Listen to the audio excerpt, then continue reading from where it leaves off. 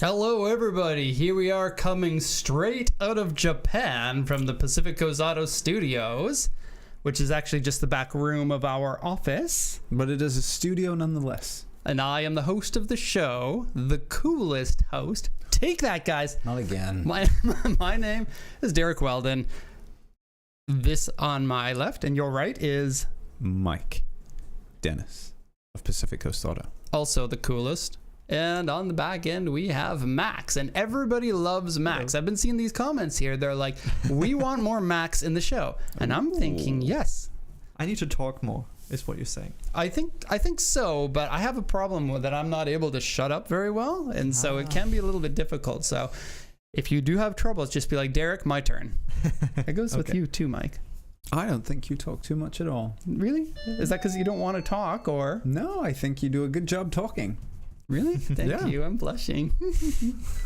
Oh no, we can't look unmanly. We're going to be told that we look like Queer Eye for the car guy. Again, yeah. We love all of the comments that people write. Some of Even them we idiots. laugh about. Some of them we cry about. But So in today's show, we are going to be talking about Google reviews. In the last episode that we talked about that, and some of you left the most beautiful and amazing Google reviews for us. Yes. So thank you very much for that. We'll go through some of those. We have an update for the Drives Japan channel, an amazing update, which is about the same as the updates that we usually have. all amazing. Cool. Basically, that's what I'm saying.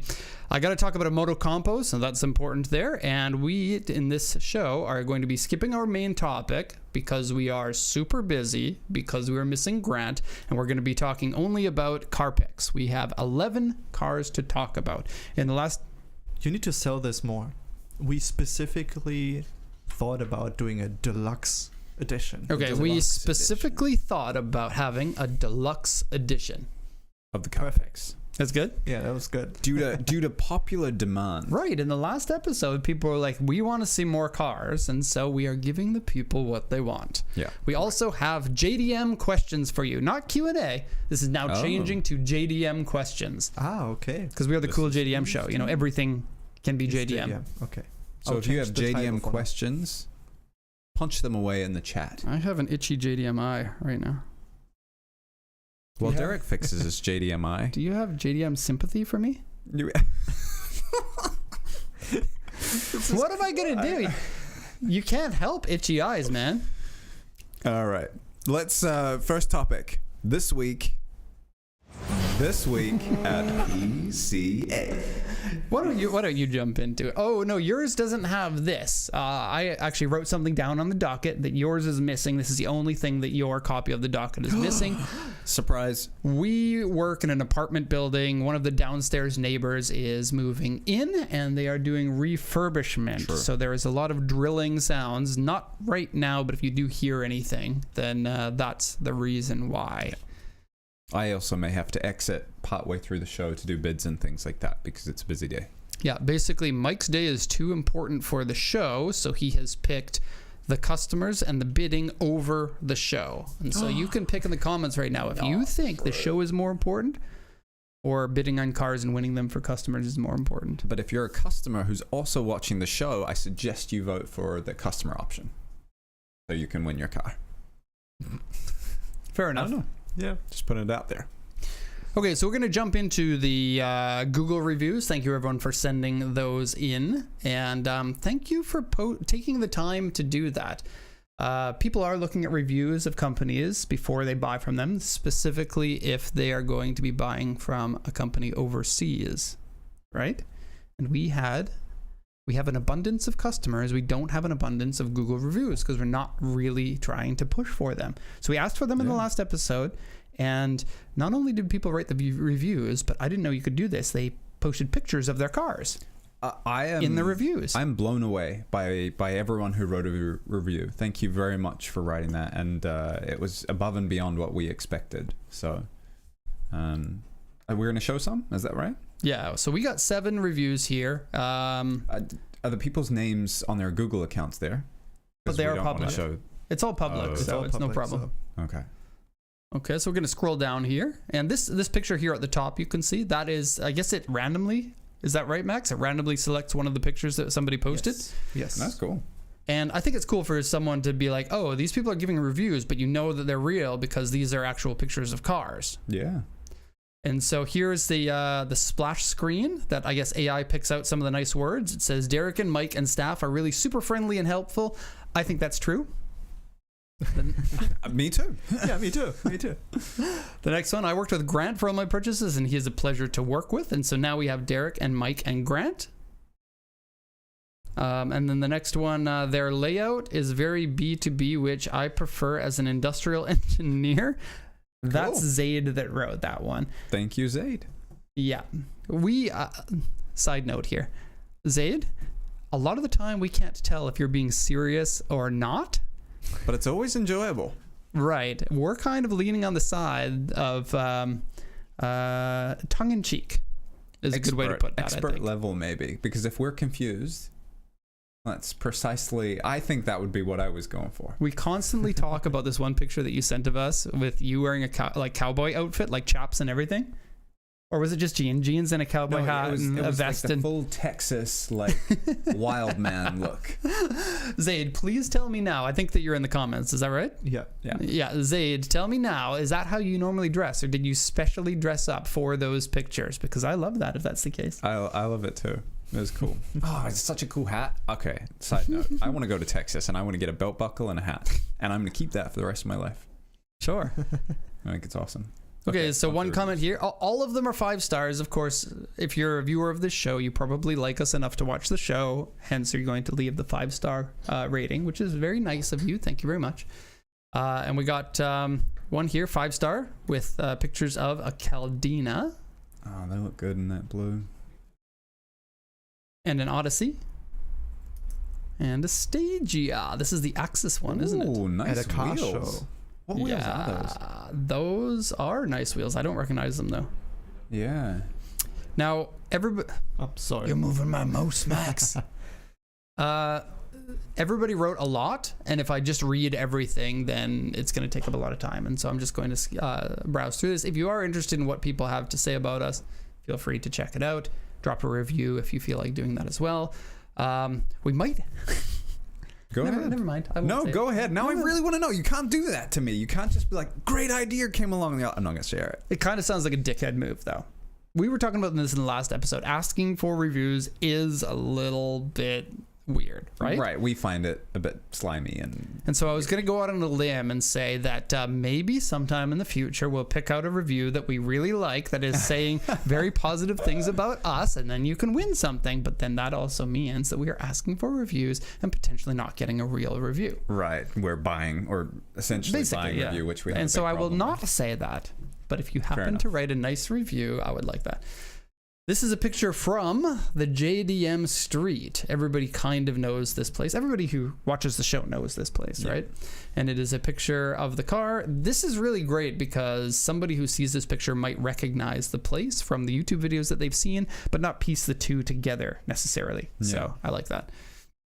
I think in general, I didn't expect people to post photos. I didn't expect such long reviews. But yeah, I'm very thankful and very happy that that you guys took it to such an extreme level. I think it's awesome, and it's cool that you get to show off your cars here too. Like we've shown off some cars on the show here, but that's a much smaller audience than potentially the Google reviews. Like right there, Right. that's 107 people who have seen just that review.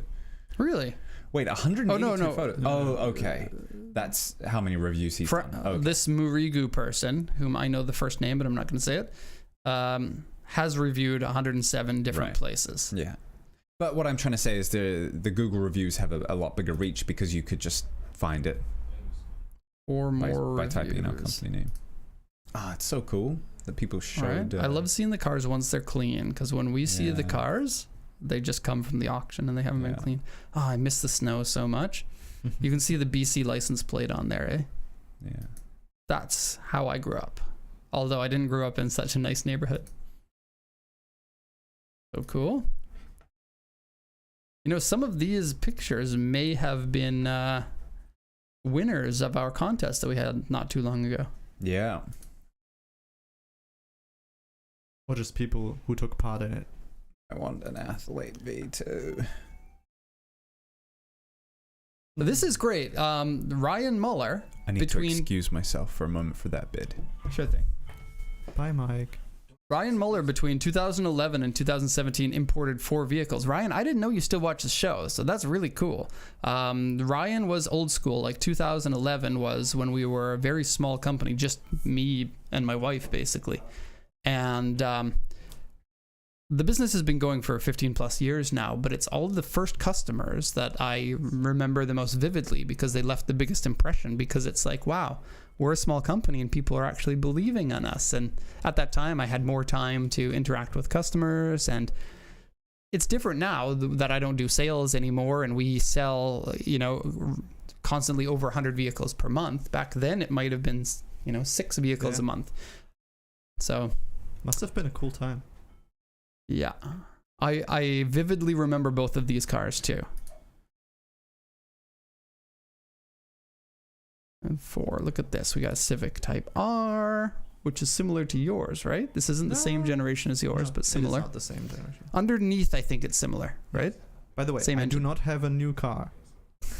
Oh, this is your right. This is your my first car. I ever had was a FK2. It was not the Type R. But. Okay, so there you have it. Lots of great reviews. So thank you, everybody. That really, really means a lot to us. It will mean the difference between some people purchasing and some people not purchasing. And because we do most of our advertising word of mouth, this means that one person buying could turn into 5 years later 50 people buying. And so this is every sale makes a big deal. Makes a big deal, is a big deal. Okay. On to the next thing that we're going to talk about, which is the Drive Japan update. I am fairly happy about that. Yeah, we mentioned in the last episode that we had one video that finally got noticed, and we have now 5,500 views on it. This is the Corolla video. Where are we at? This guy right here. Finally got my dream car, with me with a toque over my face. For you Canadians, a beanie for anyone else. And yeah, did really well. You can see the other videos, 315 views, 745, 530, 536. The channel hasn't really been picked up. I think the quality of the videos is there. It just hasn't really been noticed. And the reason why I think I know that the quality is there is because this video here, 5,300 views. Actually, it's 5,400 views, but it doesn't like pick it up properly in these statistics. Takes some time. From that video, we got, let me just make sure I got this correct. 79 people subscribed after watching that. Which is pretty good.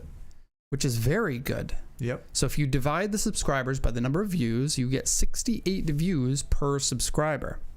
Yep. Now we can balance that against the Pacific Coast Auto channel, which regularly, I mean, it's been running forever. So we have really good stats over the last 10 plus years of it. And on that channel, we get about 1 subscriber for every 371 views. So compare that 68 with the Drives Japan to 371 to Pacific Coast Auto. How many times different is that? 4 times? 4 times better?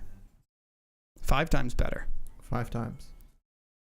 So assuming that's correct, our Drives Japan channel stands to become at least 5 times better than Pacific Coast Auto, if we can keep that up. If we can keep delivering. And I think that video was good, but as a video creator, now I am a video creator. You are too, Max. We are correct. Video creators. You're always striving to become better at anything you do, but with the videos, they are going to get better as you get more experience with putting together videos. And I think that we're very good, but every time that we make a video, I feel like, okay, now going into the next one, we're in a much better position because we know X, Y, Z, right? That is correct. Mostly, I would say storytelling stuff. Like, how does a video really work? What is enjoyable? When to do timing of certain things? We're currently discussing the Lotus video a little bit that we still didn't upload. And how to make changes to the initial plan. And it's really interesting to be thinking about stuff like that. It's fun. Yeah, it's I think also a lot of like young creators that have around 1,000 subscribers on their channel, they're doing it all by themselves. So if I were doing it all by myself, I think that would be very much more difficult than having other people you can bounce ideas off of. Totally. So yeah. And 52 more subscribers in the last week since the last time. We're always giving you an update on that. So now we are at 1,335 subscribers. We're going to stop talking about this now. On to the next topic. And the reason why we didn't have a video come up when we thought that there would, the Lotus video, we are still working on polishing it off a little bit. So there was a little bit of a delay for that. This is all the staff at PCA are driving Derek's Lotus. I have since sent that Lotus to auction, so it's no longer my car because the Corolla is going to replace it. I think the video is good. I think that we are still working on making it excellent. It has some really good points and some points that I think we are learning for better for next time. That didn't turn out the way they were planned. But we did get some excellent footage of us driving in the mountains with the Lotus, and I love that. But Max has been busy doing something else, and I can't tell you what it is because it is completely secret. That is true. And Max has been working very hard and doing a very good job at it. So everyone applaud Max for doing a good job on the secret things. This time, I always get applause, and Gregor is also doing like compliments in the chat. Not this time. What? Not this time. You don't want compliments? I feel like I'm getting too much. Give compliments to Derek for managing all of this very well. Let's double it and give it to the next person. For the last thing in this week at PCA, I just wanted, this is going to be something that I'm asking the viewers to comment on. We are thinking about video ideas for Drives Japan. We happen to own 2 motocompos. So who out there knows what a motocompo is? Probably most of you, but I would say probably not all of you. So post a picture on the screen there of what a motocompo is. Do you want the driving picture? The driving one first. There you go. Okay, guys. So the motocompo is sold in 1982 and 1983. It is a 50cc street legal motorcycle. You're allowed to drive this even if you don't have a proper license. All you have to be is 15 years old and have a proper ID, and then you can drive one of these. And so school children can't get their license here in Japan and drive to school, but school children can get a scooter license up to 50cc. And the motocompo is one of them. And now the motocompo is a foldable bike. So you can see the handlebars there can fold down into the bike, and the seat folds down and the pegs fold in and everything to make it into a smaller package so you can put it into the back of a car. Max, go and show the car. Click. There it is. There is the motocompo in the back of the city. To myth bust a little bit, these motocompos did not come with the car. They weren't an option for the car. They were just something that you could buy through a Honda dealer that happened to have a kit that could strap them in the back of several of the cars. So there isn't a car that matches the motocompo. There were several of them that did. And basically you just get some straps, which you can get through Honda, and they would strap into the tie-down straps of several different cars. You can also lay the bike on its side without leaking any fluids, as long as the bike is new. I don't know if I would do that with my motocompos. Yeah. And you could take it somewhere. And I guess the idea, or at least the picture that they were painting, is that the motocompo, put it in the back of your car at all times. You would park your car somewhere, and then you would motocompo onto wherever you wanted to go to. In reality, that's not really what it was. It was more of a toy that you could buy. Welcome back, Mike. Thank you. And Mike might have to step out a few times. Yeah, it's going to happen. Today is a busy bidding day. Yeah. And I don't know if I've ever seen it in the trunk like that. There you go. Now you have. I thought it was lower for some reason, but it makes sense because it's pretty big. Yeah. And they're 50 kilograms, so while you can pick them up, they're not that easy to pick up. 50 kilograms. Yeah. It's like 48 kilograms dry, and then whatever fuel, oil. It's a 2-stroke engine, so oil is not in the sump. It's in a canister, and it pumps it into the engine as you drive, and it puffs blue smoke when you drive them. Can I just continue painting the picture you started to paint earlier? You're a 15-year-old schoolgirl driving to school on a motocompo. And then you want to lift that into a car. Yeah. With 48 kilos, I don't know. Is it probably weigh as much as the person riding it? Yeah. Right. 15-year-old schoolgirls are probably not 50 kilograms. Imagine lifting your own weight to put a motorcycle into the back of a car. Yeah, that's not happening. Nope. I can lift them and go up and down stairs, but it's dangerous. Yeah. It's, Like, yeah. it's heavy. So, some of you guys know that we have the Motocompos. We have 2 of them. I just buy them because I'm Incapable of stopping You might himself. not realize if you've got ADHD, sometimes you get an endorphin deficiency. And your brain is like, you need some endorphins. And now, I don't care if you're going to make a bad decision or not, you need those endorphins right friggin' now. And then you end up with Motocompos, which can be a problem if you don't have money for Motocompos. But if you do, it's only mildly They're not problematic. that expensive here, right? The expensive part is getting them to the States. They're When we double bought our value. first one, it was about 170,000 yen, so $1,300 US. When they were brand new, they were 80,000 yen. So that was about, well, the US dollar was very different back then, but approximately about $600 when they were new. Nowadays, because this is several years after we bought our first one, in Japan, they're probably about 350 to 400,000 yen. Yeah. They're more expensive. So a very expensive little toy compared to other comparable mini bikes because they've got that history. They sold about 9,000 of them in total, so they're not super duper rare. But yeah, a lot of people like them. They like them as decorations, not to particularly drive. You can drive them. Both of ours run. They did run. They haven't been driven in several years. On this note, I'd like to draw your attention to the most recent comment, which I have to say I agree with. And I too am saddened by this. I think, is there an edit button where you can remove comments? Because if there is, you might want to remove that. Don't do that. Won't.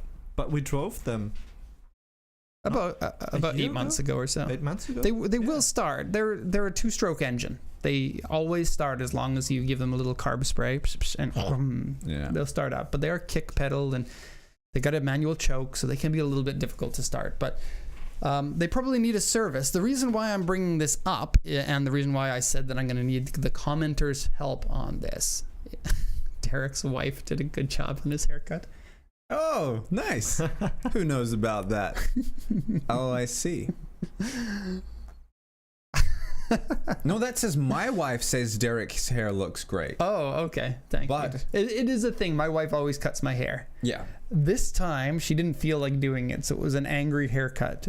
And you can always tell when it's an angry haircut because she'll take my head and she'll turn it forcefully when she wants a new section. Fine, you're and getting a haircut. If she's in a good mood, she'll turn it softly. And it was in the angry version. Oh, there are some blood marks there. Looks like this is where not only for hair last night. When I was a kid, my mom cut my ear so badly that I had to go to the hospital and get it sewed back up. Ow. And now I have like a very visceral reaction whenever scissors are anywhere near my ears. Yeah. And last night was fun for the Weldon household. And so I, like, without even thinking about it, will like tense up like this, and then I have to like tell myself to calm down. She's my wife. She loves me. She wouldn't cut my ears. Angry head turn. Angry head turn. Maybe she would. And my mom, I'm going on a bit of a tangent here. I think it's worth it though. The day my mom cut my ears, she was telling a story about when she was younger, her ear got cut by a barber on the same day as her mom's ear got cut by the barber. Like, her mom got her hair at the same barber. The mom got her haircut, like my grandma, right? The barber cut her ear.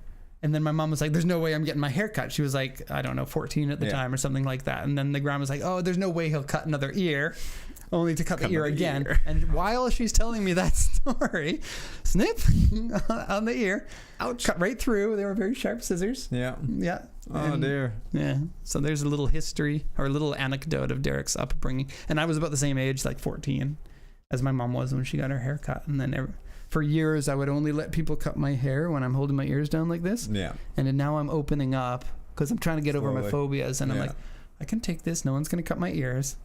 Greg, we're not trying to give your wife any reason to do this. I don't know if she cuts your hair, but don't show her this video if she does. Well, it's a good way to get back at husbands. Okay, back on the Motocompo train.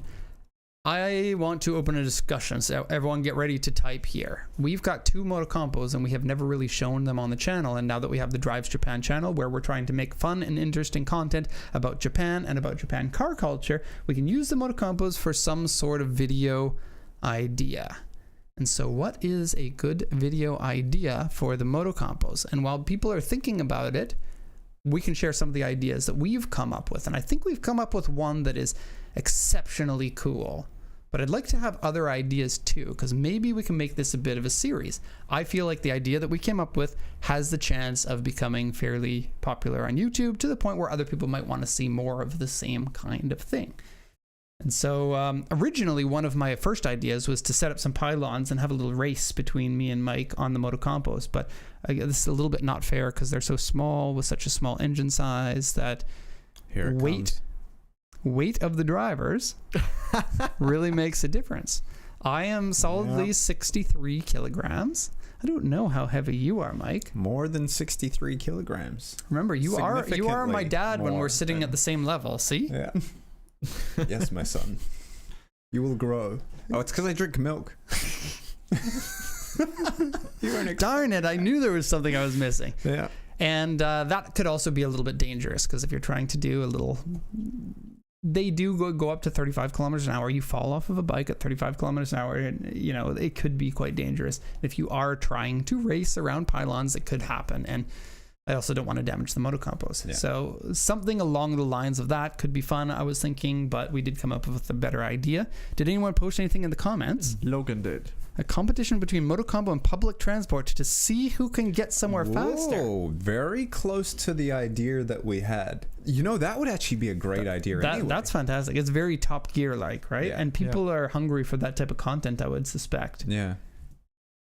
Very good idea, Logan. I love that. I think public transport usually wins out here. It depends where you're going, though. Like, if you're going into the countryside, no shot. It's anything other than public transport. But if you're going into the city... But the motocompo is also, like, because it's 50cc, you don't drive in the same lane as traffic. You're supposed to drive on the shoulder. That's true. And you can pass any car at any stoplight. Yeah. And so if you could pick out a pathway that makes it very close between... You want to ride through parks? We could ride through parks. I don't think you're allowed to ride. I know you're not allowed to ride in a park. But if they're light enough, we can just carry them across. I think it would be funny if we could find a little river, like the road comes to a river, right? And then there's like a bridge, but it takes you 10 minutes to get to the bridge, right? And the river is deep enough that you can trundle your motocompo across the river. Although you wouldn't want to get washed down the river with a motocompo. That'd be kind of sucky. EF7 and PP1 says he likes Logan's idea, which is cool. Get the new battery one and do a drag race. Right. Honda made... Can we bring that up on the screen? Honda made a like a kind of a EV homage to the motocompo. It's like electric scooter that folds and stuff. It isn't nearly as cool. I don't even know if they sold these. I've seen YouTube videos about them. I think it was US only. Was it? I don't think they sold it in Japan. Really? That's kind of weird. It seems like something that would do fairly well in Japan, but yeah, I guess it's like an homage, but because it folds all together. But the motocompo in my mind is way cooler because it's got that 1980s swag to it. Japan is technologically 15 years ahead of the rest of the world kind of feeling. I like this though. I think it's cool. Yeah, just like DW said in the chat, it's cool but kind of gimmicky. Yeah, I think that's very true with. The motocompos are the same though. Yeah, he's referring to the motocompos. Motocompos, because they're so small and like as far as motorcycles go, they're not good to ride. No. The wheels are small. They have a very short wheelbase. So if you go at their max speed of 35 kilometers an hour, you get speed wobbles a lot. Yeah. They're not like, they weren't designed to be good to drive. Well, the handlebars fold. Like, I think they feel fairly steady. I don't. Really? Yeah, not at all. Interesting. They're very long. Yes, they're odd because they're very far away from the bike and they're very close together. Yeah. Yeah. Do we want to spoil the idea that we have? I think we should talk about it. Even if we don't give the whole idea away, we could give some things away because I have an addition after what you were talking about before. Would you like to addition on the audition? Okay, the idea that we had. Go ahead. You said it's like sell it really well. Yeah. Ask Max if you need help selling because he knows how to sell Max, things. you hear my idea and then He's the upsell sales it manager. afterwards. Right, sales manager. So you were saying like for 16-year-olds, right? You don't need to get a license for these. You can ride them. Yeah. We should dress up in school uniforms Oh, lovely. and maybe do some school uniform things. You can. We be already the have a school reputation girl, I'll of be being the gay schoolboy. guys on YouTube. I'm not saying schoolgirl, but I did just say schoolgirl because I think it would be funny for you to dress up as Sold. and me, schoolboy. I'm behind the camera. Then we can hold hands in our motocompo. We can both be riding next to each other. We can hold hands. Purikula. PCA Alright. fan service episode. Okay, so the idea that we came up with. So we live in Yokohama, which is a city that has grown together with Tokyo. There's almost no difference between Yokohama and Tokyo. You can take a train into the heart of Tokyo in about 20 or 30 minutes, right? So the idea was to hop on a motocompo and without a map, without Navi, without anything, try to make your way to Tokyo Tower. Right. Big famous landmark in the middle of Tokyo. On the motocompos. And then, record it and do some fun things along the way. Yeah. And that's what the idea is. I think it could be an excellent video, especially because, I am famous for being very bad with direction. Oh no. And So am I. Really? Yeah. No, I don't think you are. I have a good sense of direction when I can see landmarks and things. I get spun around too quickly in Tokyo because there's too much concrete and I can't. And a lot of Tokyo looks like a lot of Tokyo. There aren't real, and we would want to go on the back roads, right? Because that would be the most direct route. We wouldn't want to go on the busy roads, and you're not allowed to go on the highways with a motocompo. Correct. And so it's like Derek and Mike get lost in the streets of Tokyo looking for Tokyo Tower. The video could be short if we do well, or very, very long if we Google Maps says that if you drive, of course you can drive faster than you can motocompo, but if you drive, it's about an hour. Yeah. And so maybe 5 hours. Yeah. Maybe 6. Maybe we don't even make it there. Yeah, maybe. But the thing is, Tokyo Tower is tall enough that you can see it from pretty far away. You can't see it from here, but you basically know the general direction that you should be moving in. And as soon as you can see it, you're like, that's my target. Let's try to get there. Yeah. But there's going to be, of course, overpasses and rivers and stuff that you need to be able to get past. Big parks. We don't necessarily want to start from the roads that we know. We were thinking maybe Max picks a location and then we get dropped somewhere and then we have to make our way. I would be pretty confident that we all know where to go to get to Tokyo Tower. If you start in an area that you've never been or rarely been, then it's more difficult. You're like, I don't know. I was thinking it would be so fun if we start in an area and we're like, okay, first things first, we got to find a tall building, go up the tall building to try to see Tokyo Tower if we can. If we can't, well, another tall building. Gregor says blindfold and dropped off. That sounds like we could get into trouble. Somebody's blindfolding me and bringing me somewhere that I don't know. I feel like they're going to try to steal my crypto coins. I don't even have any. Okay, Mike's gone off to do some bidding. That was my idea. Did we have any other ideas in the chat? Except for the fan service episode, no. Gotta film it in an anime style. Gregor, if you want to elaborate on that, what you would think anime style is, please let me know. I'm interested. I had some other ideas where we, the beauty of the shots would be cool. Like if we could do toge with the motocompos. Yeah. I think that would be a lot of fun. I don't know, because Mike's not here, I can say this, but I don't know if the motorcycles are powerful enough to get up the hills when Mike's on it. You heard that. Here at our office, we've got a ramp on one side to get up to the second floor back parking area, right? Where we park the motocompos. Yep. You have to get a run up for that. You can't just... You can't make it. If you go back and forth, like slalom up, you can make it. But even like that, Mike can't. He has to get off and push it up. Okay, question. How many horsepower do you think the motocompos have lost over the years? Oh. 2 strokes, theoretically, get higher compression over time because a 2-stroke engine inside will become oily. The oil will take up space, which will add to the compression. True. I'm pulling that under my rear end. Originally, they came with 2.5 horsepower from the 50cc 4-stroke, which is absurdly small because we also have another 50cc motorcycle, which comes from the 80s, called the Honda Motra. Bring that one up. It's very cool. And that one has a 4-stroke 50cc and has 4 horsepower.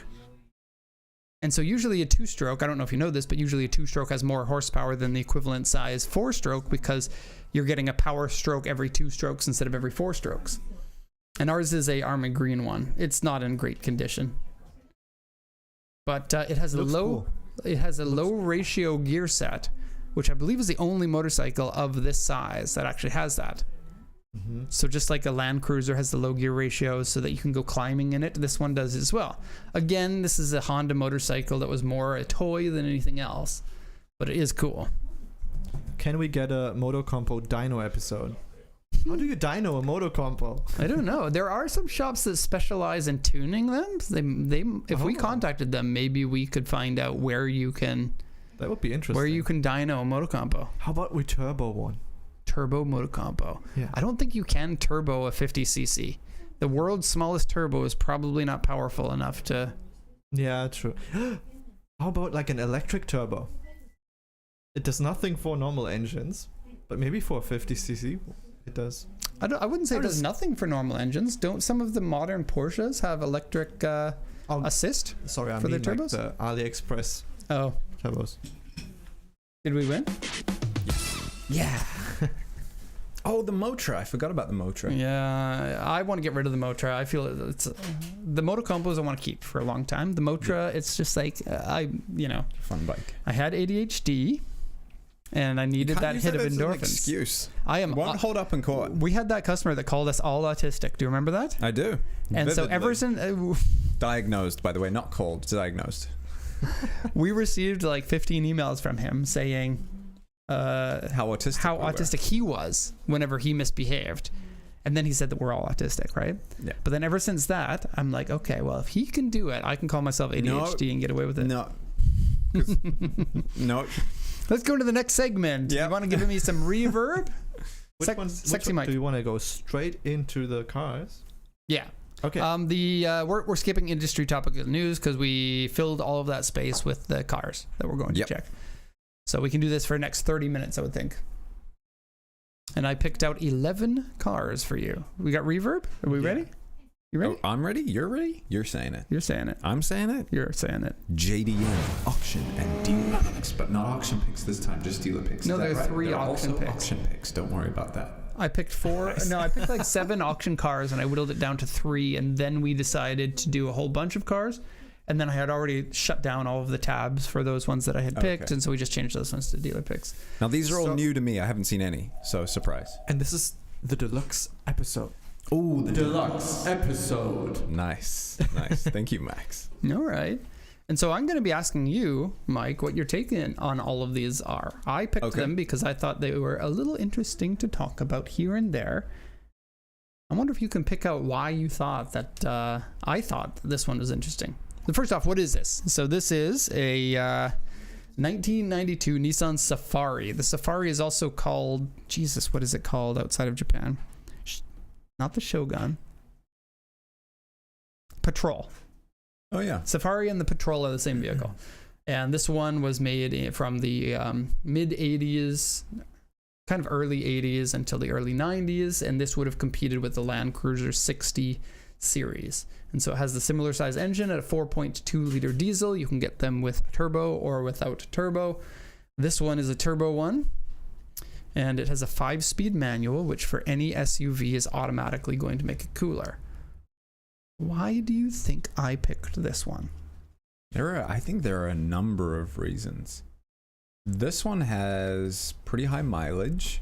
That's low mileage for these. 213 for this age of a Safari, because Safaris and Land Cruisers are always driven high mileage. I don't think it's a problem, but like it's not like a pristine one. The condition it is not. Seems okay for this age. I see some corrosion maybe. The graphics, the decals would be my pick. I've never seen the roof decals. Isn't that in the amazing? same color. This is a high roof, so you can only get that diesel decal package with the high roof. Ah, okay. Very cool, right? I'm sure we've had a high roof that had the side decals, but not the roof one. We've had ones with the roof ones, but not this this color. Oh, The black with the red is very much. Yeah. It's like you grow up with Transformers and WWF and monster trucks. Yeah. That's what you want. And when you get older, you can buy it and pretend like you're young again. Yeah. I love it. I think these are sweet. I love the Safari, and the decals are even cooler. And I'm a huge Land Cruiser fan. Land Cruiser 60, Yeah. my favorite Land Cruiser. The Safari. Me too. Yes. Yeah. Oh, Yeah. For Cool. real. for real? For real, for real. All right. I think that the Safari, though, I would do a Land Yeah. Cruiser 60 over a Safari, but it's close. It's a little stupider looking, but I love stupid looking cars. I don't think it's stupid looking. It's a bit tall with the high roof. Right. It looks a bit weird, but And the hood is kind of Yeah. low and long compared Yeah. to the high roof is a weird shape. But no, I think that's part of the charm. yeah, me too. And this is a darn good car. Very good off-road, very reliable engine, decently appointed inside. Interior is quite nice, holds up well, just like a Land Cruiser. Has Yeah. lovely plush carpet, just like not plush. What's that? What's it called when the carpet is shag carpet? Yeah. The interior is all shag carpet, I love it. right? It's so cool. You just don't get it anymore, and it's from that very specific era. And the roof racks on this one, it needs some lights on the roof.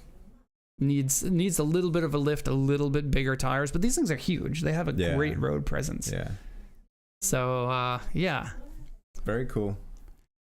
And condition is not bad. This one's coming up for auction now. It's something that you could bid on. It's not bad. It's not great. You won't find this generation in exquisite condition because it's Nissan and rust is a Yeah. problem. This one has some corrosion on the underside, cigarette burns on the interior. Door trim and headliner have screw holes in it. There's a little bit of corrosion on the body here. C2, you can see on But the honestly, bottom left. if you found one that was in pristine condition, they're extraordinarily expensive because of how rare that would be. So this is, I would say this is about average condition, maybe on the low side of average. I'd say very much average and definitely worth restoring, I would think. Yeah. And maybe even worth replicating the stickers. Like, I'm assuming those are original stickers. So a 30-year-old sticker Yeah. on the car, up close is probably not going to look super beautiful. But I've seen Yeah. a ton of these, like with these 80s sticker packages from Japan. Like people will reproduce them. You bought one to one, one. right? Hmm? You bought a reproduction one for your car. Was that original? You Which have it. Hmm? Did he? Oh, yeah. Did I buy that? Yeah, I did. No, I didn't. I think so. ADHD. Yeah, it's it's in a box just next to your desk. We have another box with special decals in it, but don't mention those. Ooh, secret. Yeah, we're full of secrets. People must be so annoyed by us. Probably. Okay, so that's number one. High roof, sweet decals. On to number two. This is another auction pick. How do you like that? I know why you picked this. Impossible to export Oh, with the wood. I didn't pick it that way, but yeah, you would have to wood treat all of that wood or remove it Yeah. if you wanted to export it. Yeah. That's why he's the sales manager. Very good. No, the reason why I picked this is because the seller sold it at an auction that doesn't take interior pictures. Oh no! And he says, modified into a camping car. This is what the seller wrote. The camping section is as is. Those are literally all we know about the interior. And it's obviously been homemade, Yeah. right? So what's inside there? This would be like, you know those shows where they open, like people buy storage containers, but you don't know what you're buying inside because they won't let you know. Oh. And then you're like, did I get something good? Yeah. This is the car version of that. Yeah. So wait a second. Writing the interior is as is. Does that get you away from any claims? Possible? On the interior, I don't know. I say I don't know because small update. My BMW got claimed on.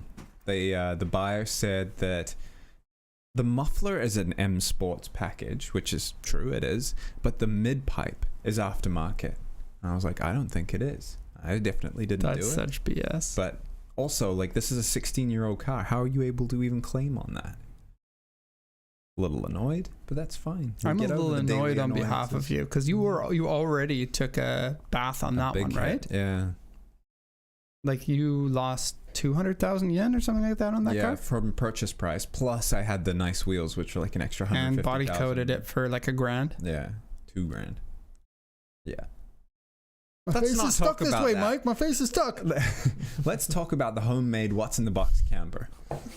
So what can we garner from looking at this? The tailgate is a power tailgate, which is cool. It flips down and then it's got a hydraulic lift so that you can get yourself up into the camper. It looks like the door electronically behind there, right? Is that a door latch? Like a full-size door. But you can't get into that door unless the tailgate goes down. Right. Wait, Kind so of funny. you can stand there like the evil mastermind main character going up through your entry door. Yeah.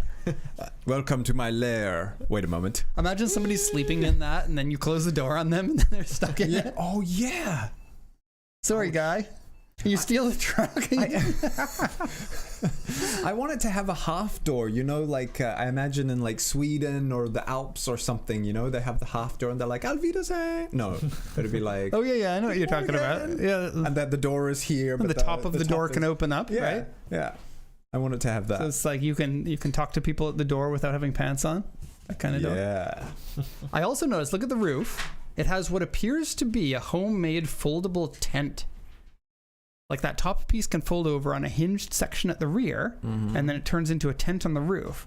But here's the thing. How do you get up there to get into that tent? Is there some sort of like... Right. I don't know. Is there some sort of trap door, like a tank? You're like a hatch at the top? You know, you can crawl up into your tent? Maybe. I guess if you can get onto the roof, it's you're at the height that you would need to be to do the roof tent. Which auction is this at? Because I really want to see it in person. I thought you were going to say I really want to buy it and find out what's inside there. I'm not that risky. I thought you were going to say I'm not that ADHD. Yeah. TAA Chubu. 300,000 kilometers? Yes, we are going to... someone... This guy's been around. He wasn't embarrassed to drive it around, obviously. Interior got an E grade. Ouch. But they don't inspect the rear camping interior, right? So that's just the cabin. Double ouch. Underside corrosion, seat is ripped, antenna bent, exhaust leak, engine oil leak. Interior has a lot of glue on it. A lot of glue. Can we just order an inspection on this? At this TAA Chubu, because it's a smaller auction, I don't think that they offer any sort of services. Okay. I think the best we can get is the questions. Auto right? server might have somebody on the ground there, but it might be too small of an auction to have anybody do that for. Also, that's today. It might have gone through already. Imagine how the fuel economy went up after putting this on there. Also, these trucks are tall, right? The roof of that cab is probably about 205 centimeters, and then there's the box on top, which looks to be 1.5 meters. So it's like 4 meters at the very top, or 3.8 or something like that. Yeah, it would be very tall. Maybe that guy just enjoyed camping, but he wanted to be as far away as possible from the other campers. I don't know why he did the whole thing out of wood. Well, okay, you don't have much choice if you're going to do homemade. I like the little windows. And this porthole here, right? It looks like that hinges right in the center, so you can kind of like open up the flap and yell at people. I gotta excuse myself. I think this is the last time, but I'm not sure. That's Something else, funny. right? That's so funny. I suspect that sells for pennies. I could see someone paying maybe $200, $300 for parts for it and just scrap everything. Having that camper on the back will lower the value of it for certain because someone has to get rid of that. Someone has to pay the money or the time to get rid of it. And it's not like it's made out of metal and you can sell the metal. That wood is, you'd have to pay somebody. Get rid of it. Yup. Very strange, right? Yeah, it's super strange. Super strange. That is the Japanese auctions, Max. Super strange. You never know what you're going to find. So make sure you log into pacificcoastjdm.com. Nobody. Yeah, if you want to buy that, you're not allowed to. Good disclaimer. Mike just said that. Yeah. Next one. What do we got? This guy. This one made me extra happy. This is a GT4 version of the Celica, which is the turbocharged 4-wheel drive version of the first North America designed Celica, the first front-wheel drive Celica. In this case, 4-wheel drive, but based on the first front-wheel drive Celica. The reason I bring this up is because there aren't any more GT4s around. You very rarely see them come up for auction, and they are something, you know, the GT4 was extremely famous in the generation after this and the generation after that, but a lot of people don't realize that this generation also had a GT4. They sold them in North America called the All-Track, but they only sold them for 2 of the 3 GT4 generations in North America. The ST205 generation with the 4 headlights, you couldn't get in GT4 guys over there. You could just get it in regular version. And you got a high-grade interior compared to the regular version. You got the turbo engine, the fog lights on the front, and a slightly more sporty-looking bumper. Of course, the pop-up headlights are something everybody wants to have. The wheels on this one are Oz Racing wheels. They're actually the same wheels that they used on the real rally version of the car. When, yes, Toyota did take this rally racing. I don't think it was very successful until it was the next generation after this, and then the next generation was quite successful, but then after that Imprezas and Evos started taking over.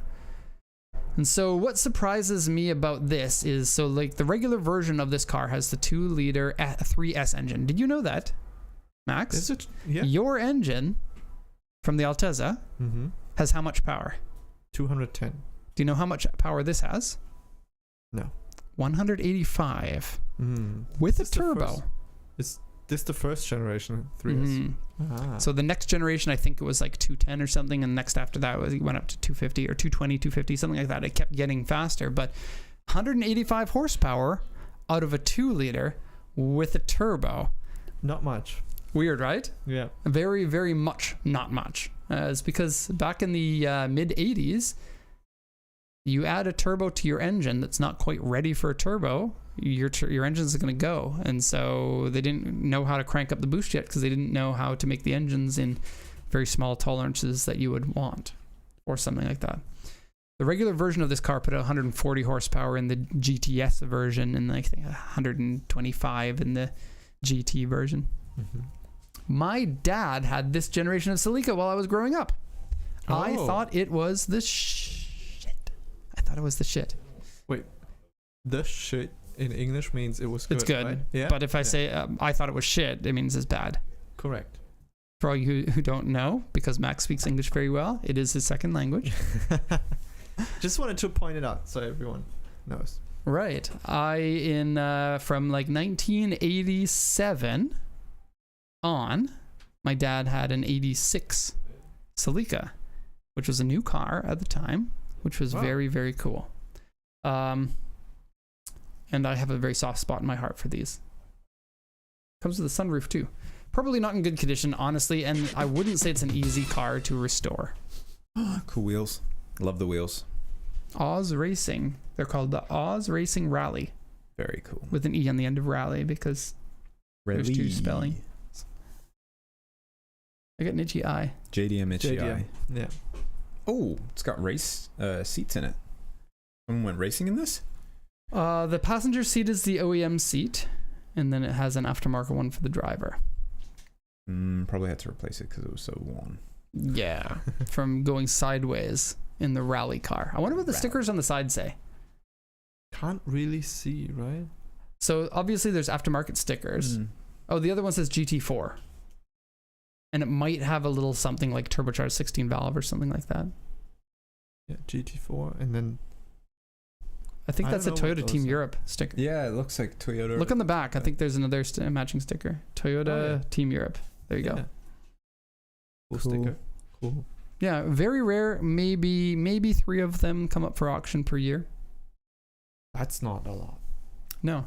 And very strange that your car has the same engine with no turbo and 210 horsepower. Yes. I was thinking about that. I overheard while I was over there, and do you think they knew that the engine was more capable? Well, the rally version has the same block and head and had 300 horsepower, but it only had to last a few stages, right?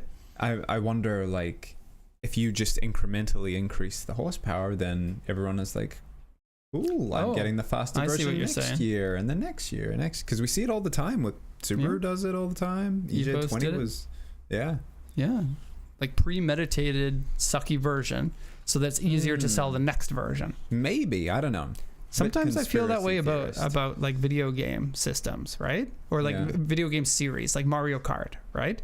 It's hard to come up with a better Mario Kart than the Mario Kart that they have currently, and then you come up with a better one, and then you've got that same problem again. Right, you've raised the bar, and then you have to re-raise the bar. So sometimes I feel like some game series maybe kind of reduce the bar a little bit so that they can come up with a better one in the next series.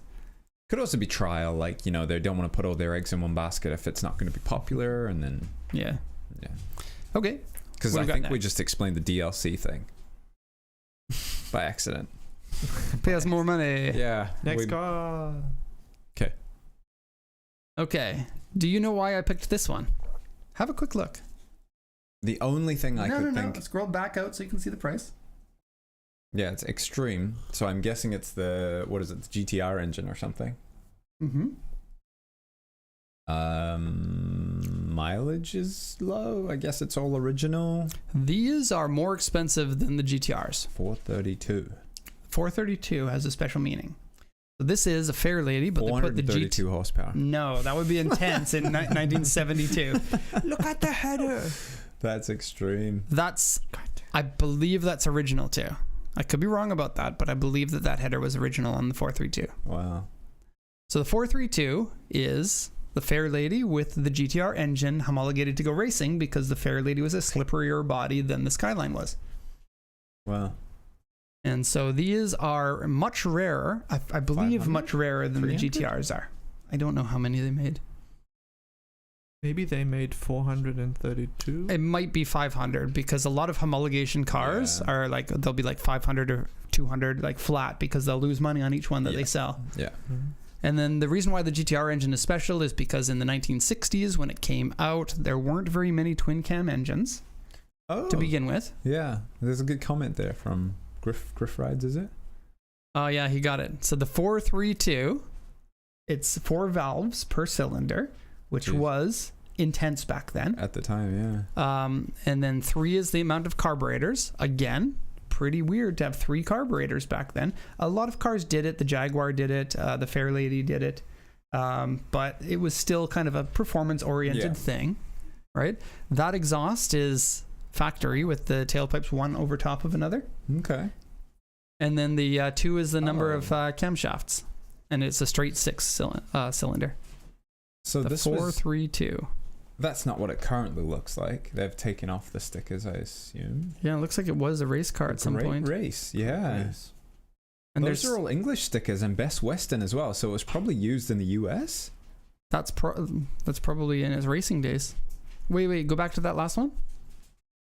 So a Porsche 356 and a Volvo P1800 and a Cosmo behind it.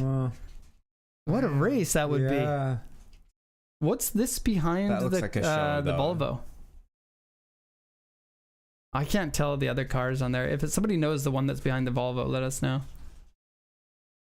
Isn't this a Mercedes? It very much looks like that, or a Daimler, but it's hard to tell. It's a bit too bubbly for the Mercedes I was thinking about. Yeah. Wow. And the slim bumpers from the non-North American spec versions of it. It's weird because that looks like a show, but they all have race numbers on them. It's probably one of those classic car race show type things where you don't really race because your car's too expensive. Yeah. People are saying Jaguar. That's a Jag behind? Sweet. Yeah, probably. Racing was so much cooler back in the day because the cars were so much closer to real cars.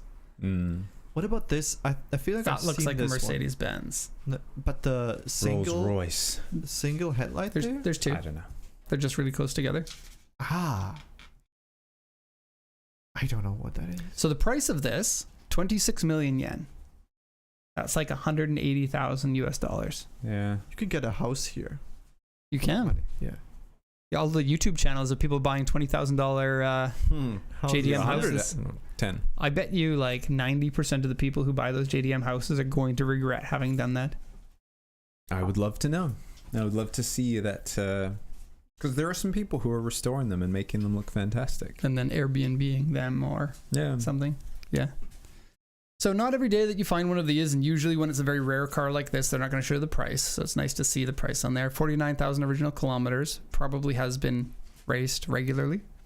So these engines are rebuildable still, so it's not that scary to, it is a very, very rare engine. Even if the engine is in poor condition, you're paying $20,000 for the engine, $25,000, something like that. Or a rebuild base?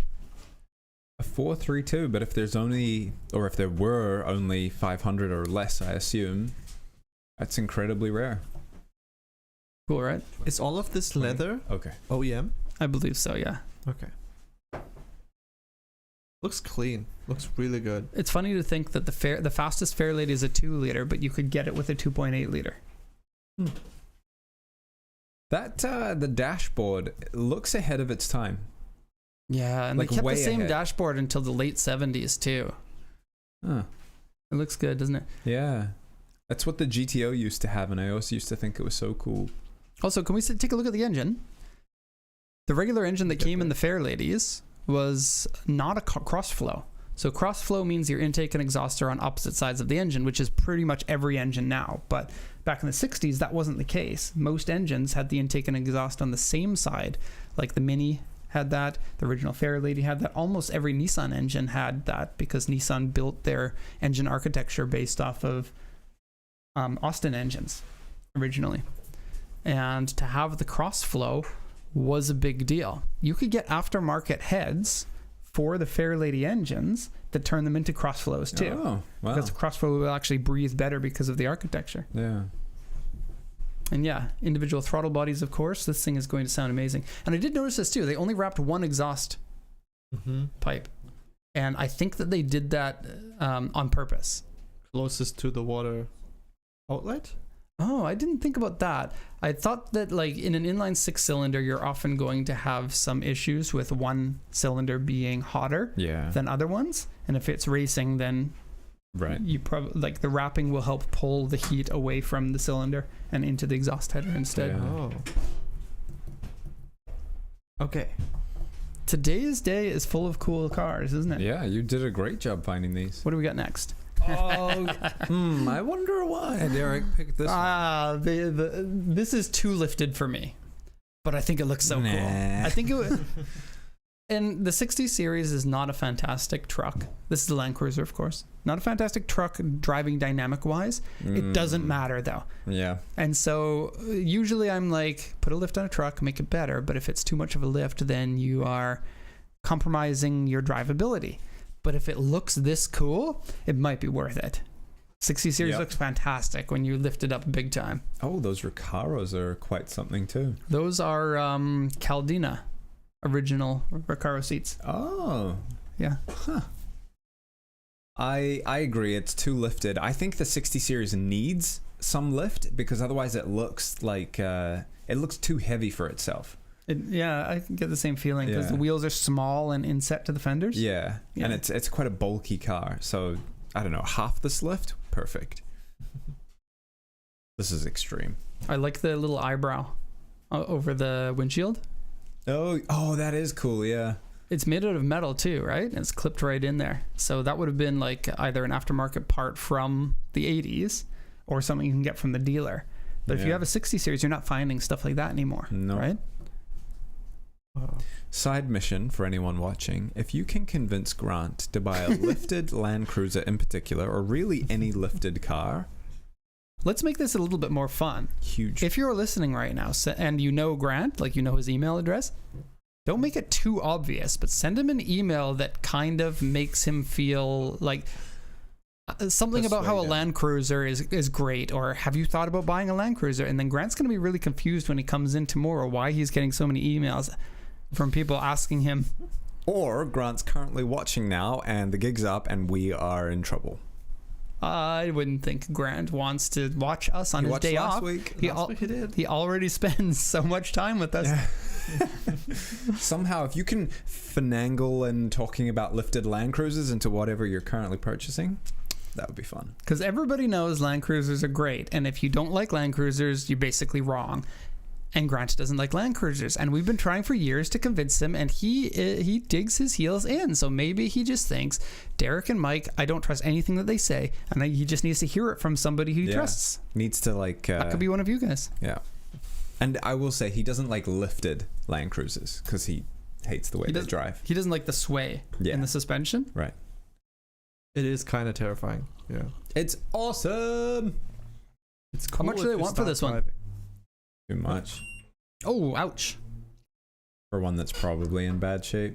Yeah, 60 series are old enough now that rust is a major concern. So they are an expert level purchase, I would say. Low mileage on this one. Is it? 100,000? Oh, yeah, very low. If that's- 1988. If it's legit. And this one comes with a 4-liter HD61. Max, before you go to the next thing, I just pet peeve here. You Yeah. can't sell a car like this and include 8 pictures. What are you doing? Yeah. This is You're a like, Japanese car dealer, Mike. we get frustrated at this, and you guys, customers, get frustrated at this too. And like, you have such a special car. There are hundreds of pictures that people want to see before they buy something like this. 8 is not the appropriate number of pictures for this. I think the way that people are thinking about it is that they have to pay more money to list more pictures, I believe.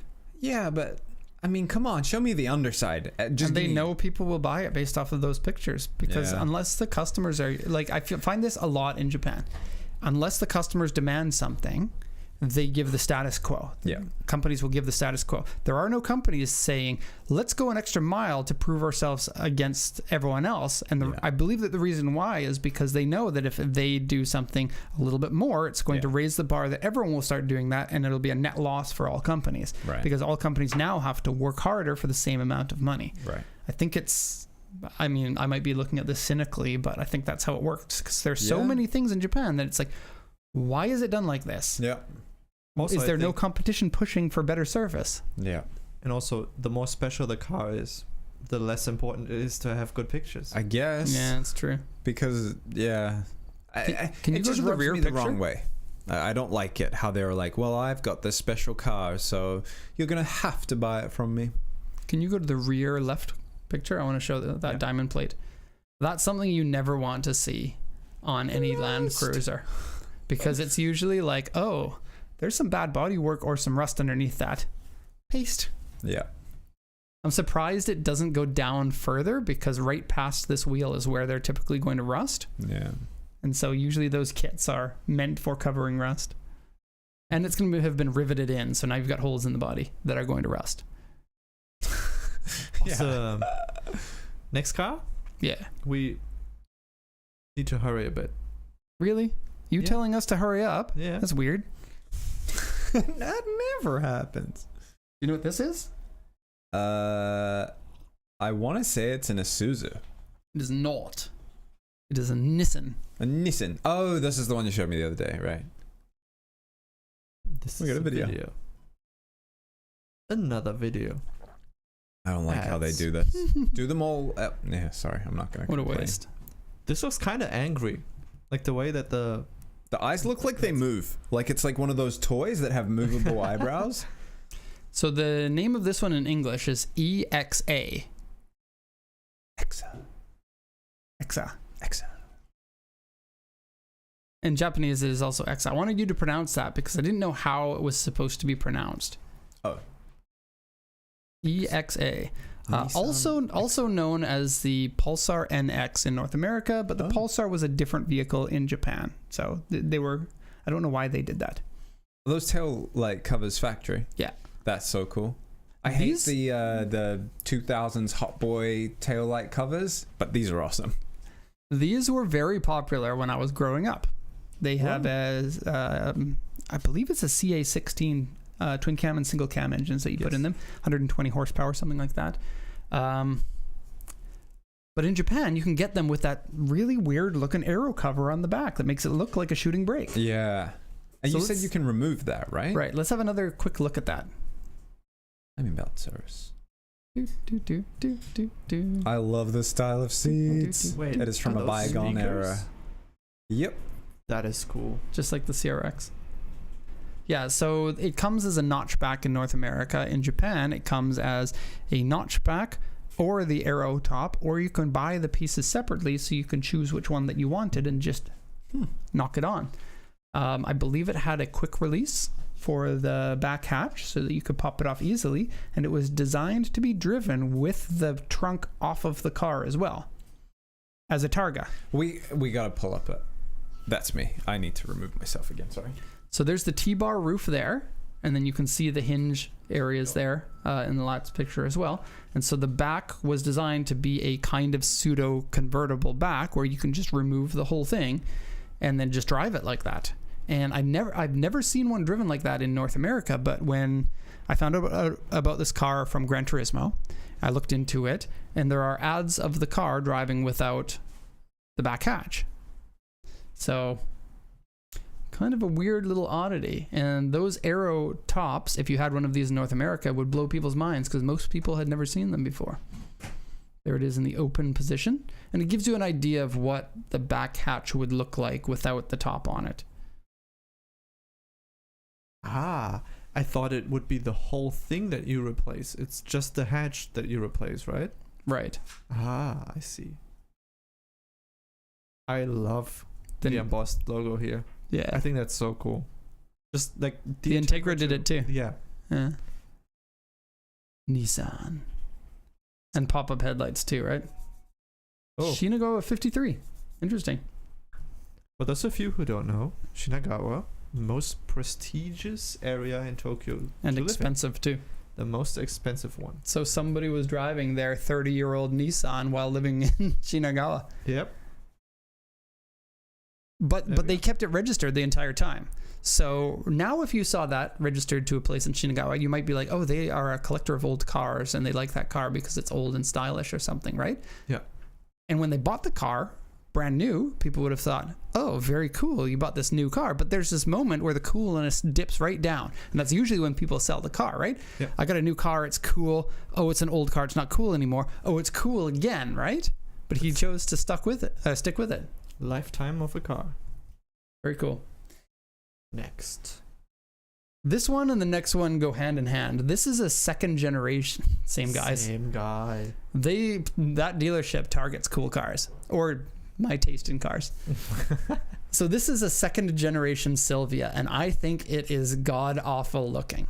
Coming as a fan of 1970s Japanese cars, I absolutely adore almost all of them, but this one I think is so dumb looking. Ah. I've never seen these before. I gotta be honest. You haven't seen them because they shipped them all out of Japan because they were embarrassed. They're like, get these out of our country. This is the designer's perspective. This line going down here, making this panel so big. If That was a Nissan thing too. if Their you C cover pillars. this- if you cover this, pretty cool. Sure, yeah. This, it's a little bit like the Lancia Stratos, Uh-huh. but in bad. Yeah, I get it. I think also it's got that body line that goes from the front wheel down to the back wheel, right? But it's a falling line Yeah. at a time when Coke bottle styling was all the rage. The Coke bottle styling, if you don't know, is where there's a blister, like a bump over the back fender, like a C3 Corvette or a Challenger or something like that. They were probably like, hey, what can we do different? Let's do it Right. the other way. So, yeah, this is where the Silvia came from. This one's got 30,000 kilometers. It's called an S11, 5-speed manual. The engines in these, I think I wrote a couple of notes on this one because I don't know too much about this car. 1,000 kilograms. The engine is an L18, so a 4-cylinder version of the Fairlady's engine. Puts out just 105 horsepower, so it wouldn't have been all that sporting. 105 horsepower on 1,000 kilograms would have been very middle of the road at that time. And the interior. Oh, show pictures of the interior because this is Grandma's basement. We're getting there. The green. The back seats are even better, but those seats are in good condition. The brown and green Yeah. Nissan, I believe Nissan in the 70s and 80s were like, our interiors are going to sell these cars, and this is what they came up with. Yeah.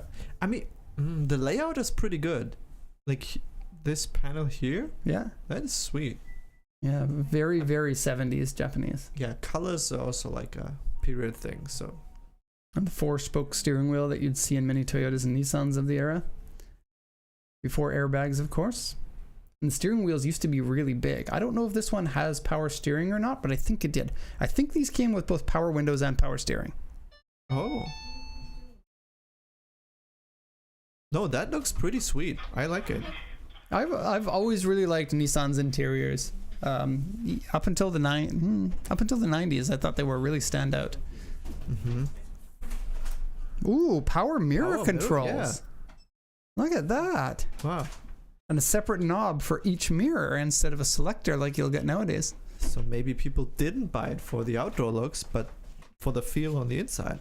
Imagine driving this car thinking, oh, my interior is so cool. It's a shame everyone thinks I look dumb. Oh, 4 power windows too. So that would be considered a hardtop.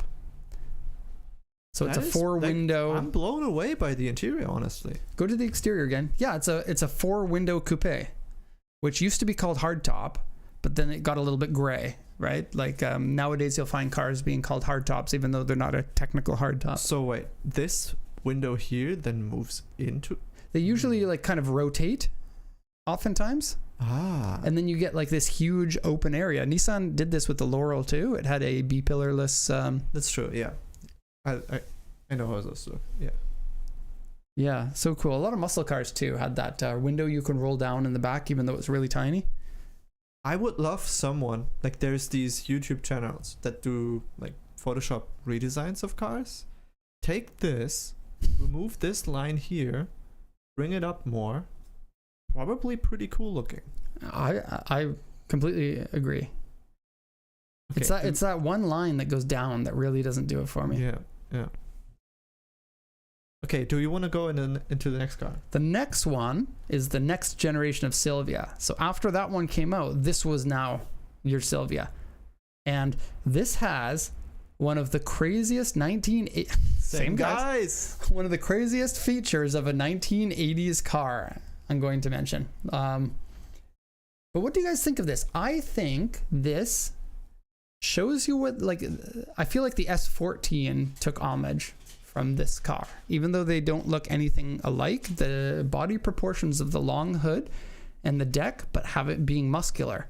I think it shares some styling traits with it. I think it's closer to the S13. The long rear. Oh yeah? Separate taillights. And of course the aftermarket wheels, but that was what your wheels might have looked like if you got aftermarket wheels at this time. It has similar proportions to a Celica of that era too, right? Mm-hmm. I guess Silvia and Celica would have been competing with one another. This engine is a dog. It's a gross version of the engine, but you could get this with the Nissan interiors. I'm telling you, man. They're so cool. You could get it with the FJ20 engine, which was the Skyline engine of the time, the 4-cylinder Skyline from the R30. The Skyline got a turbo version of it. I don't think the Silvia ever got a turbo engine. And you can get them, I believe, with carburetor and fuel injected. Now, the feature that you could get for this, and I don't know if this one has it, I would guess not because it's not the top trim. This car could come with voice-activated power windows. What? Yes. So you would say, power windows down. I have never even heard of a car trying that since then.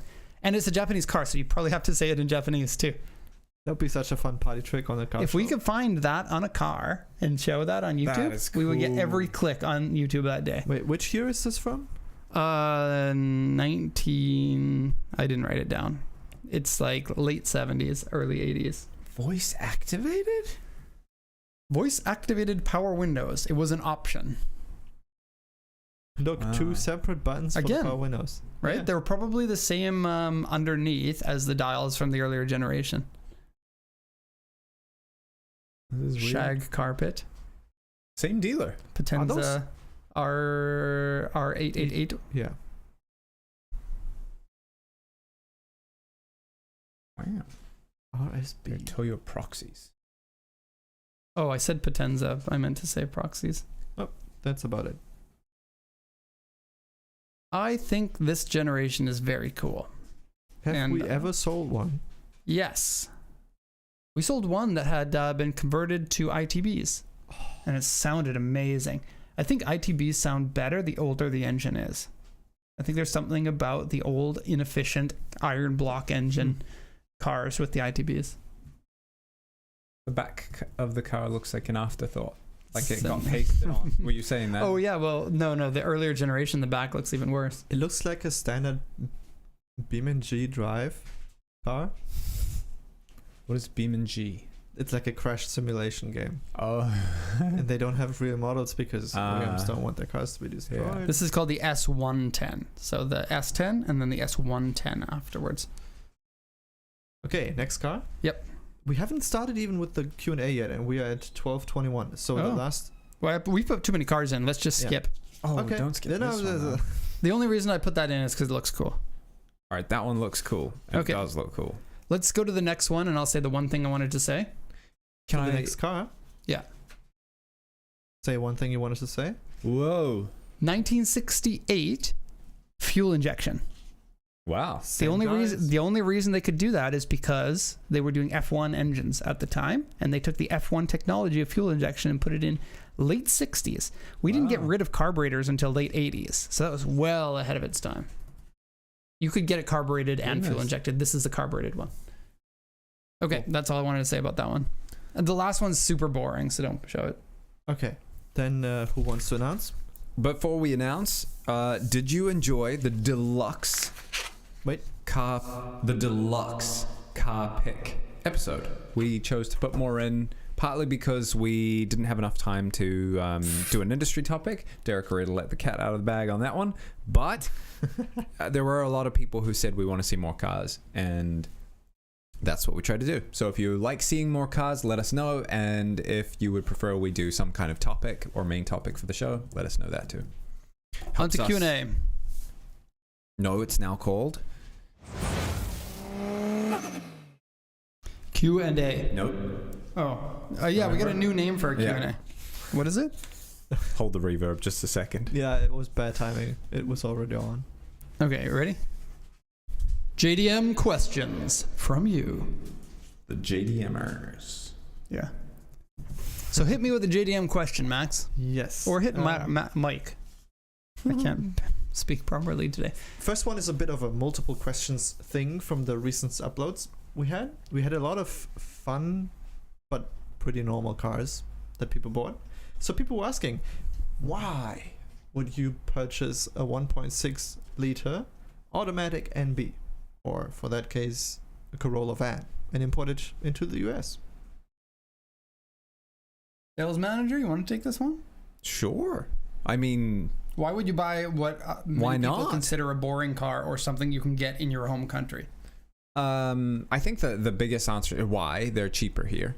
I mean, if it makes sense to buy the car from Japan and import it into your country and the overall cost is still lower, then it makes sense, right? Just quite simply. You're not forced to buy anything, right? You will Right. look at the car and decide a price that makes it worth it for you, and if you win, then you import it. Yeah. That's one side. I think the other side is like, if the person who asked this question, if they think they're uncool, well, coolness is subjective. I like things that many people think are uncool. I still like them. I'm not going to stop liking them. Can you give us a list of things you think are cool? A Mitsubishi GTO. All right. I would not No own more. another one. I might own another Enough one. said about that. I don't know. I like weird looking cars. I like things that people don't tend to like sometimes, or a small number of people like. It's just what you like. Don't have to explain it, really. Fair enough. And then I think the last thing I will say is that the Corolla van, for example, postal workers in rural USA tend to like the cheaper station wagons that are left-hand drive, because then they don't have to get out of their car. Sorry, right-hand drive, of course. That's the whole reason. they want the right-hand drive car so they don't have to get out of their car and walk around the car to deliver mail into the letterbox. So they actually sell right-hand drive vehicles in North America specifically for the postal market. There you go. In the past, they've done a lot of Jeeps and some other ones. Foresters, I think. Yeah. Same with Germany. The delivery trucks are right-hand drive too. Wow, that's cool. So did a person ask the question on the Cool JDM show? No, We it just was, see it all the multiple time on boring questions cars. on different cars that we upload. Oh, okay. So it was Also, in Japan, mileage is almost always lower than they are in other countries because people often don't drive their cars here, and conditions tend to be really high too. So there might be a car that is completely unavailable in your country in that condition, but you can find handfuls of them here. Again, nobody's holding a gun up to your head saying you have to buy this. People are deciding to buy it and paying the price that they think is fair for each one of those. So our customers choose the cars that they buy. They have their own reasons. That NB Miata was actually fantastic. The price that person paid for that, I think all of us took a look at it. You can't buy a NB Shell for that price. Right.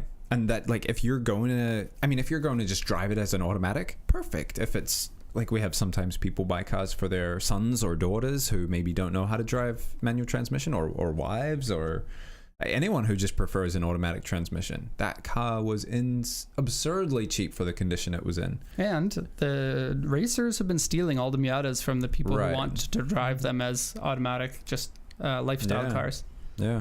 And it's a great lifestyle car. Yeah. What do you want more? A decent amount of storage space in a Miata too. So I think not everyone's preferences match your preferences. So everyone's not like you, idiots. What? I'm trying to be nice here. We're also preaching to the choir. All the people who watch the show are the cool people. Right. All the people who are idiots don't stick around. True. Okay. Next question, if that Max. person happens Takahito to see Yoshiyuki asked, cool.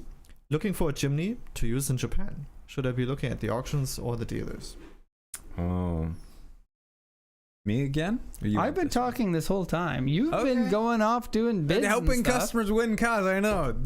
For shame. For shame. Okay. Mr. Takahito-san.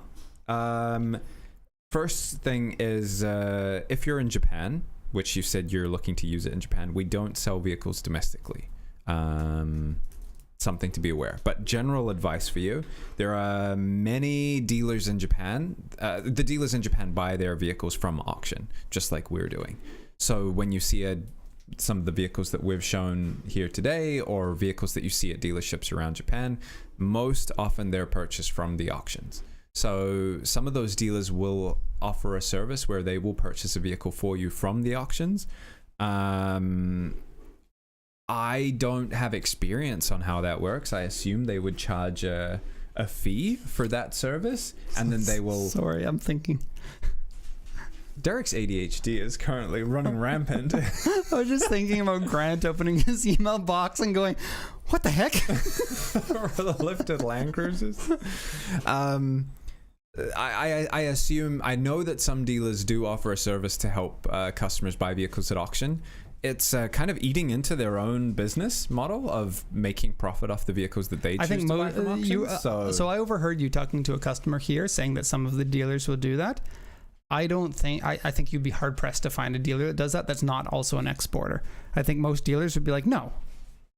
I think if you buy inventory or get out. But if they don't have the car that you're looking to purchase, rather than not have you as a customer, they would probably try to.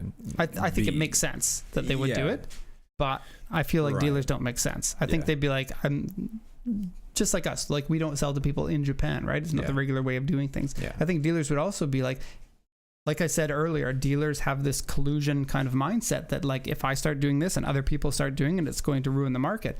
Could you imagine if all of the dealers are allowing people to buy direct from auction? Nobody's going to be buying inventory, and they make so much more money on inventory sales. I do know that there are some that do it. I just don't know how. I've heard of some car dealers doing it. Yeah. Absolutely. And they may well be exporters too. But just keep in mind, there's a lot of risks to buying at auction, and some dealers might just not even be willing to entertain that kind of risk, because if you get a car that you're unhappy with, now you're going to talk to the dealer, and the dealer's like, well, I understand purchasing from auction, but you didn't. You thought you were getting an inventory vehicle for a cheaper price, which isn't how that works. So yeah, I think talk to a local dealer. Better if you can find one that you trust, and see what they're willing to do for you, because you can't access the auctions yourself unless you have an auction license. I think that's about it. Good take. Good point. Good point. We got another question. It's about Mike. Question 2. Is Mike a Kiwi? I am not a small He's a flightless human. bird from the island of New Zealand. But he's a person. That was a bit of a Kiwi joke for you. Ha. Nice. Yes. Well, kind of. I grew up in New Zealand for most of my life. Multi. I've been Country. shipped You are around the multi-country. world. I have Your nowhere to your call home. parents, your grandparents are from the UK, right? Correct. And then they moved to, South Africa. and then you were born in South Africa, but when you were a wee guy, you moved to New As a Zealand. wee lad, I was shipped off. to So New Zealand. your accent is basically 100% New Zealand? No, now it's a lot of American and Canadian because of you. Not that Hey, guy, he's don't German. look at No, me I when mean, you're I looked at you and I was like, you, just you. Yeah. I think I have a theory about this. I don't know if anyone cares, but I'll say it I do. anyway because why not? I think moving from South Africa to New Zealand when I was very young, I hadn't fully developed an accent, because the South African accent is very... It's weird. Right, it's very strong, it's very harsh, it's very deep. It's I think to be able to fit in at school in New Zealand, I tried extra hard to just pick up the way that people were saying. I don't know, maybe it was just because I was young and that's what young kids do, but I've always kind of tended to mimic people's accent without trying to. So that's why if I start working here and I hear a lot of American accent or Canadian accent, I'll start saying things a different way. I think that's pretty natural for most people, but maybe a little ramped up for you because you already have an experience of doing that once. Yeah. Mike, please read the most recent comment from Gregor. Gregor. Ask him to say about the roof, and then we can tell if he sings. Oh, the roof? I think he's trying to get me to say roof. I think the better one is park the car in the garage. No, I think the roof pronunciation of roof is American. Is it? I say roof. I say roof too. I remember there was this commercial on American TV, and it was like a Ronald McDonald's commercial, and like it was like a wordplay kind of commercial where he was like, someone's like, say this, and then he had to say roof, and like it's not even worth explaining, but like all the answers to the things that he was supposed to say made him sound like a dog. Oh. And when it was a roof, he would say roof. Ah. And I was like, that doesn't make any sense. Why did the other ones make sense, but this one doesn't? Yeah. And this was my introduction to how apparently Americans say roof. Roof. I extra Canadianized that one to differentiate it. Yeah, that's what Greg was probably asking. Okay, say the next one. I say foyer. Foyer. Foyer. I would say foyer. Okay, there you go. You are not Canadian. We found that out now. If my mum was around, I might have to say foyer. Okay. Because then she'd be like, say it right. And I'd be like, okay, yes. I'm 35 years old, but I'm used to being corrected. Do you guys want to do a quick burn through chat questions? Yeah. That's what the people came for. If a car was imported into Japan from abroad and I want to export it back out, we shouldn't be calling women's broads. Sorry. Does the 15-year-old rule for Canada apply to the manufacture state or the import date? I actually wasn't paying attention to the question. It's is that do we know where that person's from? What's their name? It's about Canada. Canada. So it's the production date. But I thought there was no rule for Canada to do less than 15 years old.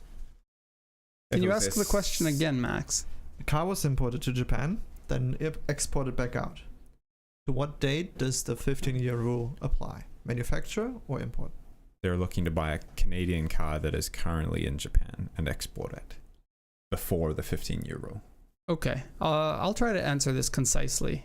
In the US, if a car is sold brand new in the US and then moved to Japan, you can move it back anytime as long as you have the proper documentation on the car. There will be a sticker from NHTSA, and it'll say, these are the requirements for USA. And if you have that sticker on the car, which nobody will take off, then you can import it back.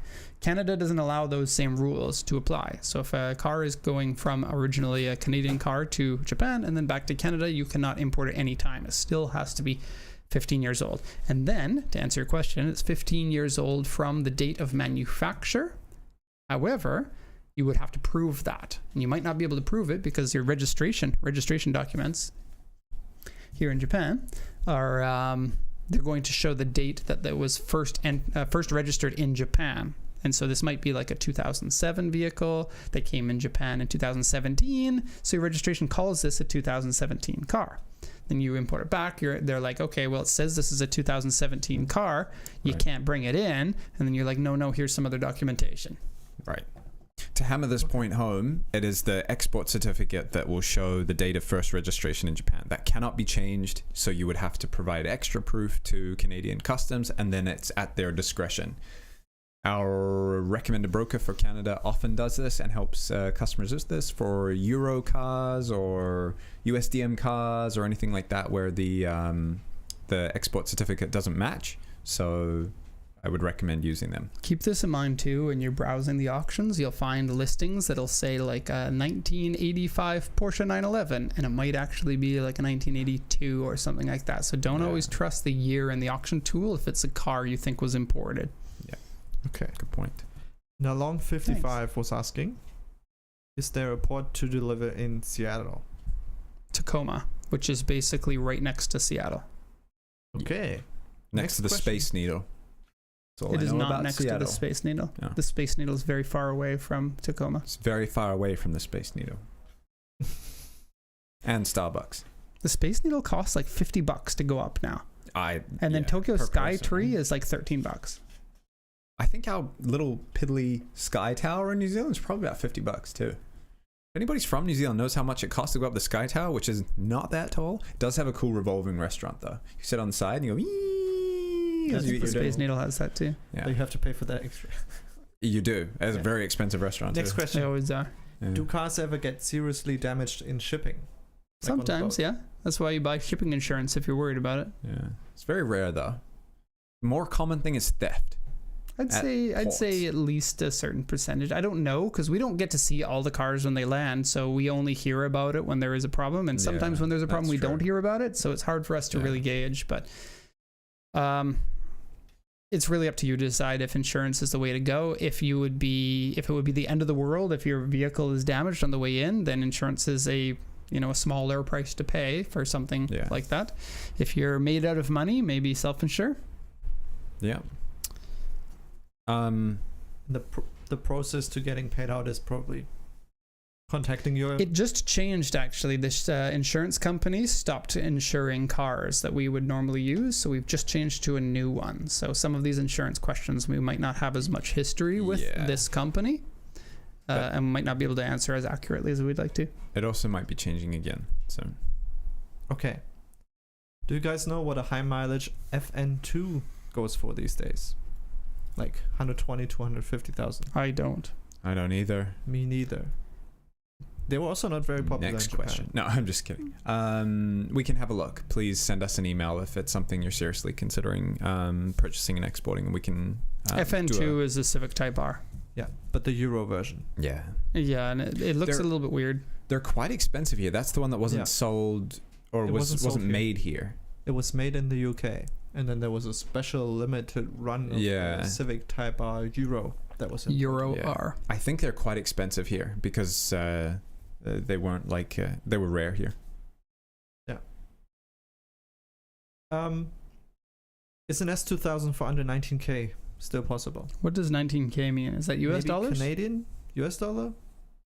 Big difference if it's Canadian or US, but the S2000 has a lot of really rough condition ones that the prices are fairly low. Good condition ones can be very, very expensive. On the low end, I would say you're probably looking at somewhere around a little bit less than $1 million or so. You can get them down to that low, 800,000, 900,000.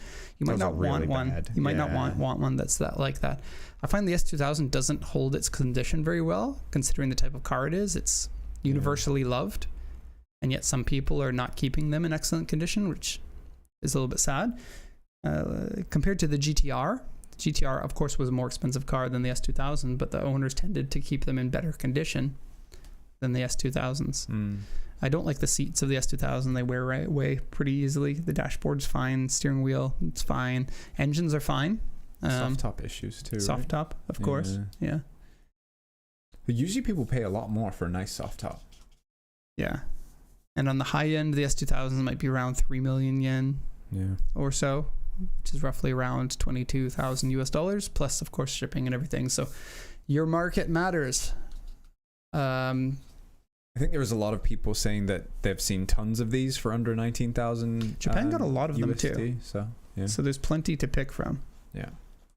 Mm-hmm. It seems like you have a healthy budget if you're looking for a decent to good condition S2000. I would very much like to drive the 2.2 liter version of that. I drove the S2000 a number of times and I have not been satisfied with that engine, even though everyone was screaming the praises for that engine. Like, I was a car guy when the S2000 was a brand new car, so I remember reading all of the, journalists would write about the car, and everyone's like, wow. And then I guess I was too hyped up for it, because when I drove it, I was like, this is not wow to me. It doesn't even feel that fast on the high end. Like, 240 horsepower you'd think is lightning quick in a car that weighs 1250 kilograms, right? I didn't think it was that fast, and I've driven a number of them. And it's so slow until you're at like 6,500 RPM. And so I really want to drive the 2.2 liter that filled in that gap of the low end torque. Maybe you should buy one. I don't think we have any more questions. And we're also over time. By 11 and a half minutes over time. Correct. I'm going to have to shut this down. Shut it down. I hope everyone has enjoyed themselves today. I've enjoyed myself. I would like to know if more auction and cool cars that we can find in Japan. Obviously, we can find enough cool cars, right? Yeah, there's tons of them. I got to apologize, though, to everyone who's watching who doesn't like cars from the 60s, 70s, 80s, and 90s, because that is my jam. And all the cars I want to talk about are old cars. That might not be what our viewers want to watch. So if you want to look at newer cars, you want to look at S2000s or something, sorry. The newest car I posted was a car that was sold in the 80s. We can do that next time. Just let us know. We appreciate feedback, good or bad. Call us Queer Eye for the Car Guys, like that one guy on YouTube. And the funny thing is, because we don't get too many comments in Drives Japan, it shows like your last 3 comments or the last 3 times you got a comment on your back end screen. Yeah. Right? And not many people have commented since that guy that called us gay. And so it stays up every time I go to check the analytics of the channel. I'm seeing this guy's gay comment. This is why I'm always talking about it in the office. It's not like this. It's really rubbing me the wrong way, because negative. You've had a YouTube channel for long enough. Negative comments are just what people throw out there. But every time I see it, I'm like, gotta say something about that. Yeah. And I think it's weird too. People just sorry.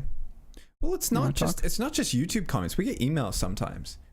I am talking guys. The vast minority of our customers find ways to be exceptionally disappointed with our service.